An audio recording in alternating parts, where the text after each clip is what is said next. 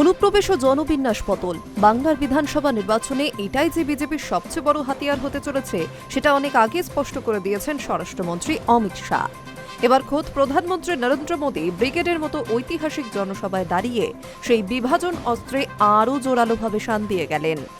প্রধানমন্ত্রী মোদী দাবি করলেন, এই রাজ্যে বাঙালি হিন্দুদের ইচ্ছাকৃতভাবে সংখ্যালঘু বানানোর চেষ্টা করা হচ্ছে। হিন্দুরা কোনোদিন বিভাজন সমর্থন করেনি। তৃণমূল সেই হিন্দুদের নাগরিকত্ব দেওয়ার বিরোধিতা করে। ব্রিগেডে দাঁড়িয়ে প্রধানমন্ত্রী অভিযোগ করে গেলেন, তৃণমূল বাংলার নিরীহ হিন্দুদের ভয় দেখিয়ে রাখতে চায়। এরা কট্টরপন্থীদের উস্কানি দেয়, গুন্ডাদের পোষে। আজ অনুপ্রবেশকারীদের অত্যাচারে বাঙালিরাই বাংলা ছাড়তে বাধ্য হচ্ছে। বাংলার রুটি বেটি মাটির উপর হামলা চালাচ্ছে অনুপ্রবেশকারীরা। প্রধানমন্ত্রীর অভিযোগ, আমরা যখন সিএএ করলাম এখানকার তৃণমূল সরকার বিরোধিতা করল। শরণার্থী হিন্দুদের নাগরিকত্ব দিতে বললে পুরো তৃণমূল বিরোধিতা করে। আসলে ওরা হিন্দুদের নাগরিকত্ব দিতেই চায় না।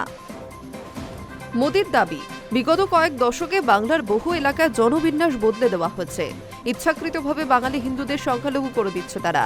তুষ্টিকরণের এমন নোংরা খেলা আর সইবে না বাংলা। মোদির অভিযোগ, এখানকার তৃণমূল সরকার অনুপ্রবেশকারীদের নাম ভোটার তালিকা থেকে বাদ দিতে চায় না। ভোটার তালিকা সংশোধন করতে চায় না তারা। তাই এসআইআর এ বাধায় অসুরক্ষিত বাংলা। Hi News network.